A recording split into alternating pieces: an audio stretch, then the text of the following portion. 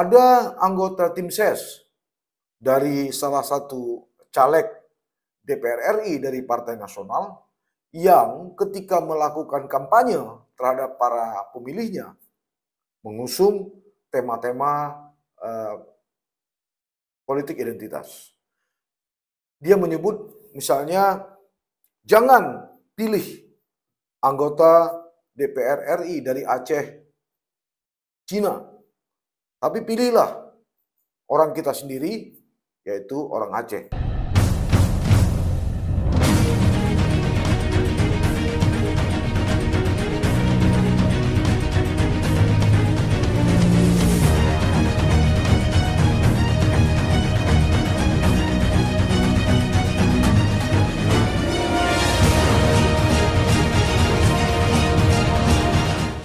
Assalamualaikum warahmatullahi wabarakatuh.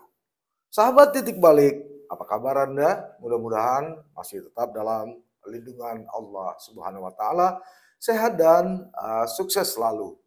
Baru saja kira-kira beberapa hari lalu kita baru saja melaksanakan atau memenuhi kewajiban kita sebagai warga negara, yaitu memberikan suara, mencoblos pada pemilu 14 Februari 2024. Tentu saja mulai dari memilih anggota DPR Kabupaten Kota, anggota DPR Provinsi, DPR RI, hingga DPD dan Presiden. Untuk pertemuan kali ini saya coba membahas mengenai masalah temuan-temuan yang saya lakukan bersama tim reporter tabloid dan media cyber modus Aceh.co. Tentu ini semua masih dalam kapasitas dugaan-dugaan yang mungkin saja benar terjadi di lapangan. Dan sebelum pembahasan ini saya lanjutkan, saya ingin mengajak Anda semua untuk kembali mengingatkan satu pernyataan dari Wakil Presiden Republik Indonesia, Kiai Haji Ma'ruf Amin. Wapres Ma'ruf Amin beberapa waktu sebelumnya pernah mengingatkan kita untuk betapa pentingnya melakukan pengawasan terhadap 3 isu krusial yang harus dihindari atau perlu dihindari pada pemilu 14 Februari 2024 lalu. Memang ini disampaikan jauh sebelumnya atau jauh sebelum hari pencoblosan itu dilakukan. Nah, 3 isu krusial tersebut menurut Wapres itu adalah penyebaran hoax, ujaran kebencian, dan disinformasi seputar pemilu, kemudian politik identitas, serta politik uang. Rasa-rasanya kok apa yang disampaikan oleh Wapres Kiai Ma'ruf Amin benar-benar terjadi, terutama di sinyalemen akhir politik uang yang memang pada kontestasi demokrasi 2024 ini begitu vulgar dan masif. Tapi sebelumnya saya ingin mengambil dulu satu sisi, yaitu soal politik identitas. Misalnya dengan sangat vulgar juga kita melakukan pantauan melalui akun media sosial. Ada anggota tim ses dari salah satu caleg DPR RI dari Partai Nasional yang ketika melakukan kampanye terhadap para pemilihnya mengusung tema-tema politik identitas. Dia menyebut misalnya jangan pilih anggota DPR RI dari Aceh, Cina, tapi pilihlah orang kita sendiri, yaitu orang Aceh. Ini memang sungguh tidak bisa kita tolerir, tapi itulah yang terjadi hari ini. Kemudian ada juga caleg DPR RI dari salah satu partai nasional yang juga mantan petinggi dari kombatan, mengaku bahwa jika dirinya tidak terpilih maka para pendukungnya akan bertindak. Dia merasa sudah begitu banyak jasanya terhadap republik ini. Bahkan pada beberapa waktu sebelumnya dia pernah menyebut bahwa kalau dulu pada awal-awal perdamaian dia masih abu-abu, tapi beberapa tahun kemudian dia sudah begitu merah putih.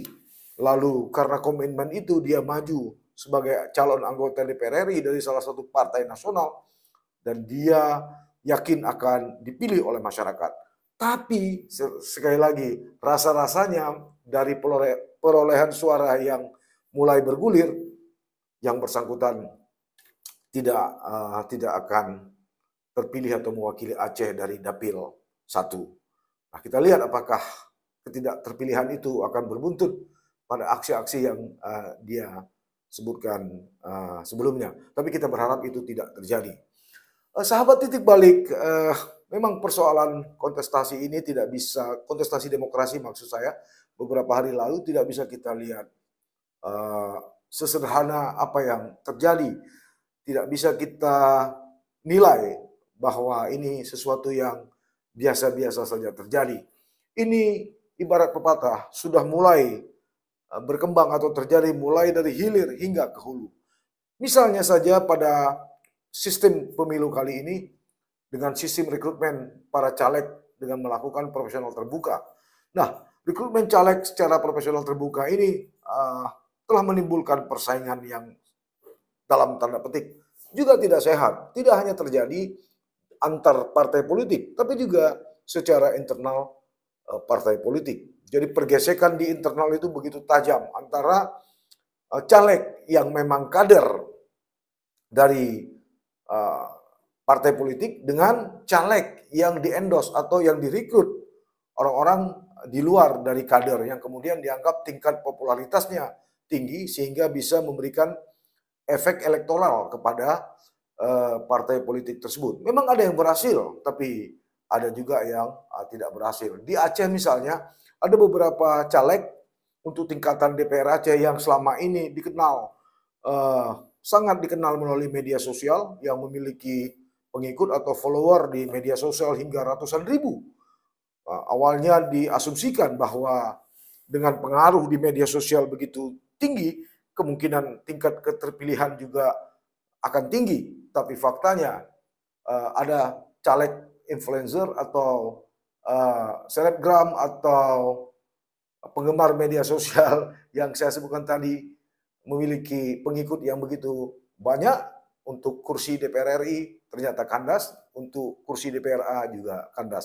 Inilah kenyataan-kenyataan yang sebenarnya mudah diprediksi, mudah dipelajari, tapi faktanya tidak sesederhana yang kita bayangkan. Nah, kembali ke soal bagaimana satu parpol merekrut para calegnya. Saya melihat ini disebabkan bahwa ada target-target elektoral atau kursi yang dilakukan oleh partai politik tersebut, sehingga menepis faktor militansi dan loyalitas kader menjadi rendah. Lagi-lagi, tentu para elit partai politik bukan tanpa alasan untuk merekrut mereka-mereka yang dianggap bisa memberikan efek elektoral yang begitu tinggi. Tapi menurut saya dalam faktanya dari pemilu 14 Februari 2024 lalu, tingkat keterpilihan seorang caleg ternyata tidak hanya ditentukan oleh tingkat popularitas, tingkat elektabilitas, dan rekam jejak, tetapi tidak lepas dari sejauh mana kuatnya distribusi biaya atau dana yang beredar, atau dalam istilah yang lebih vulgar, money politik. Jadi apa yang diduga, apa yang disinyalir oleh Wakil Presiden Kiai Haji Ma'ruf Amin bahwa politik uang ini akan terjadi, benar-benar terjadi.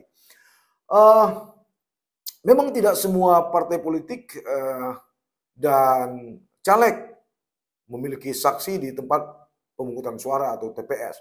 Ini juga jadi masalah, baik di tingkat kecamatan maupun di desa-desa atau kelurahan seperti saya katakan tadi di TPS. Sehingga muncul praktek curang dari oknum tertentu menjadi sangat terbuka lebar dan pengawasan menjadi minim.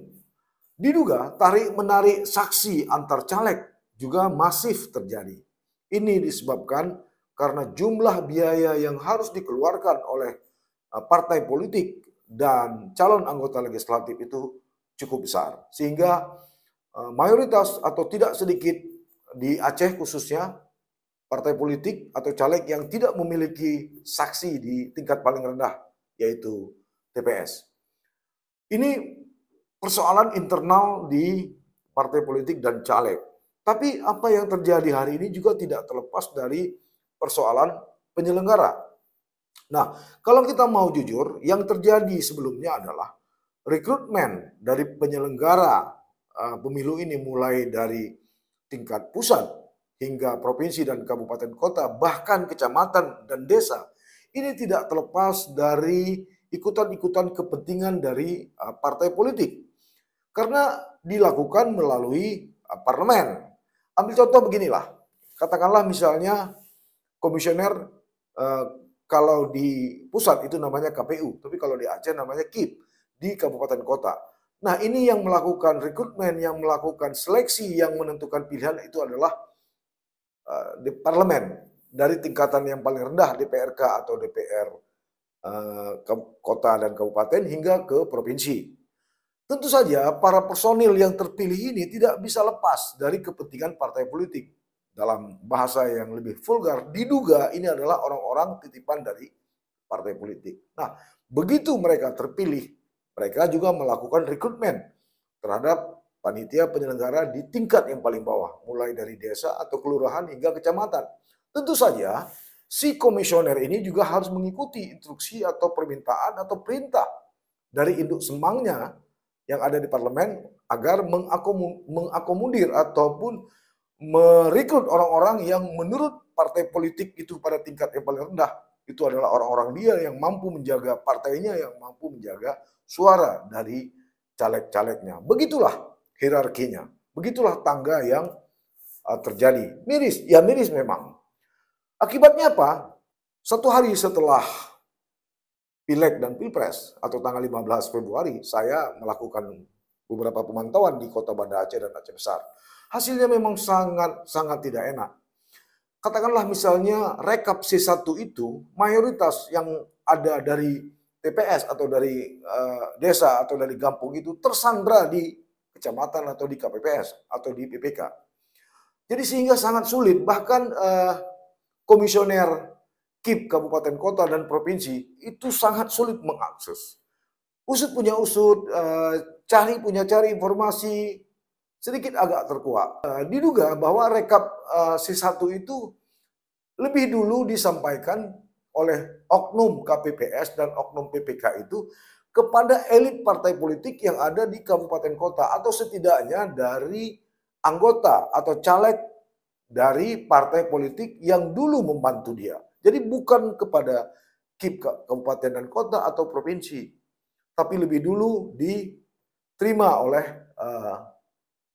pengurus partai politik. Sehingga antar satu partai dengan partai politik yang lain ini saling tarik-menarik, saling memburu, saling intip-mengintip. Apakah suara mereka ada dikurangi atau ada dicurangi dan segala macam. Dan ini sangat tidak kondusif.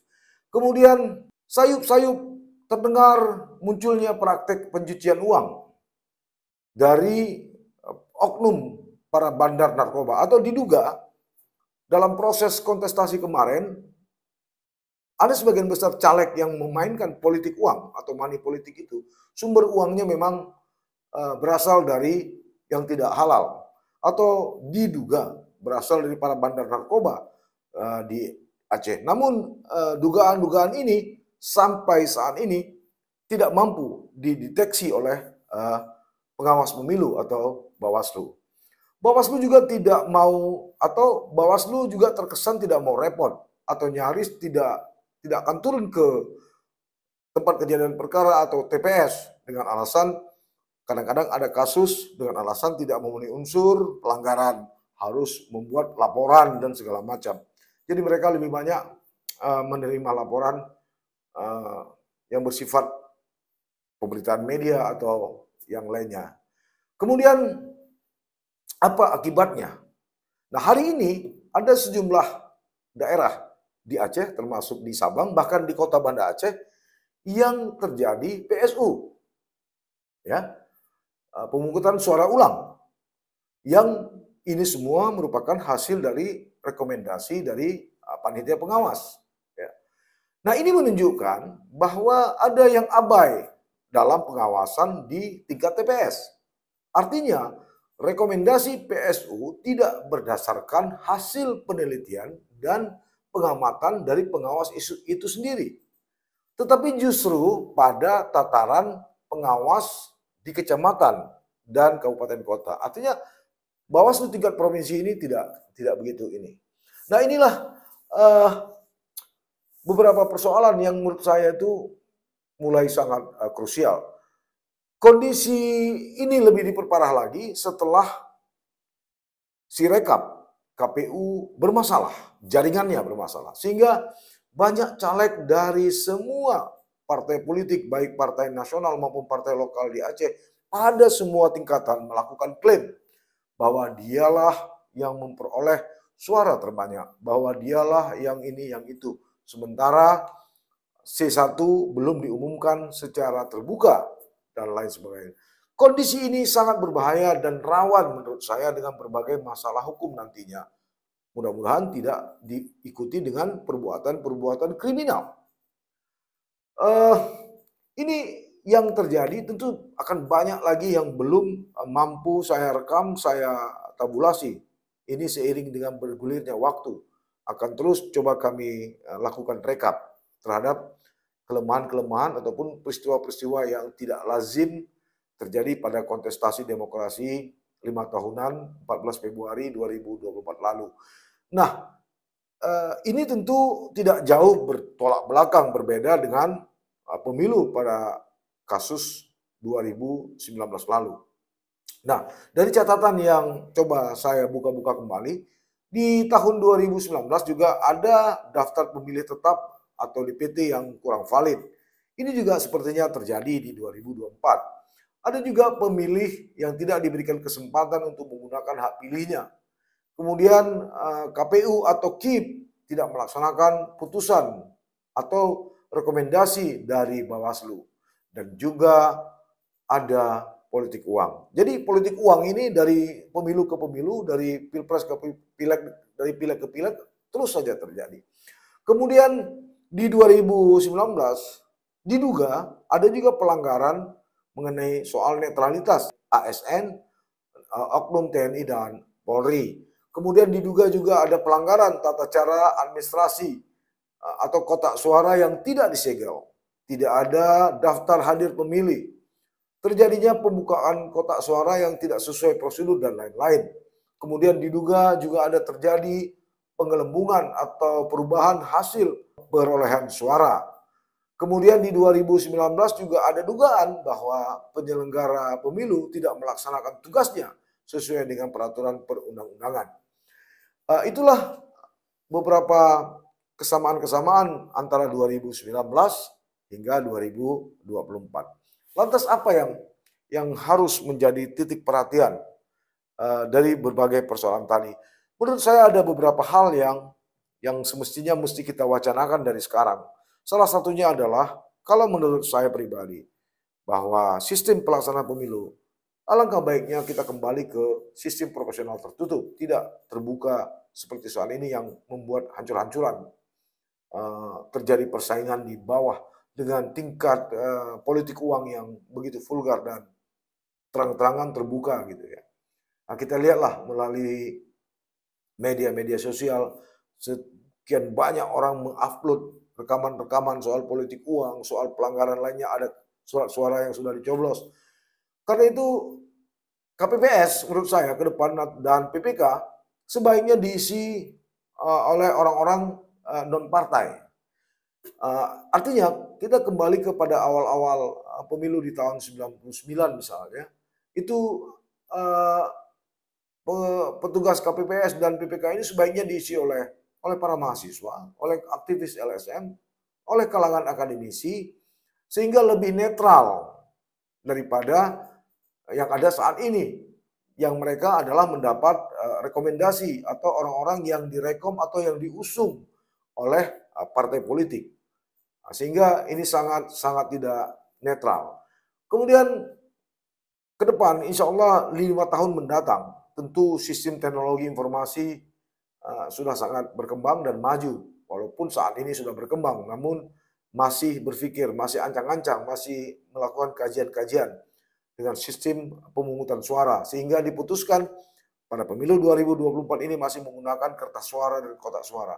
Nah, ke depan di 2029 menurut saya alangkah eloknya sistem perhitungan suara itu lebih disempurnakan melalui pencoblosan elektronik atau e-voting, alias tidak lagi dengan kertas. Ya, ini tentu beberapa organisasi sudah melakukan ini dalam skop yang lebih kecil. Misalnya pemilihan ketua PP Muhammadiyah pada muktamar beberapa waktu lalu, ini menggunakan e-vote. Kemudian pemilihan presidium nasional KOP Alumni HMI di Palu, ini juga menggunakan sistem e-vote. Mudah-mudahan ini sistem ini sudah dipakai di beberapa negara dan ternyata memang lebih efektif.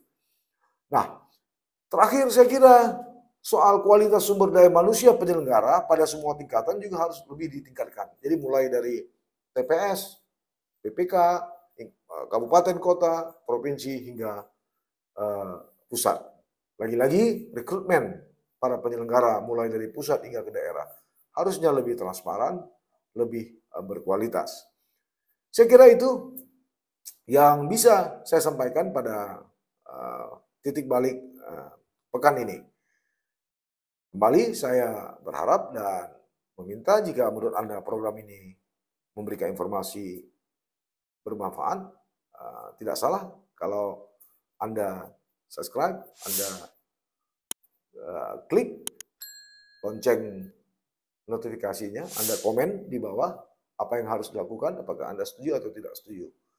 Mudah-mudahan sekali lagi bermanfaat. Sampai bertemu. Assalamualaikum warahmatullahi wabarakatuh.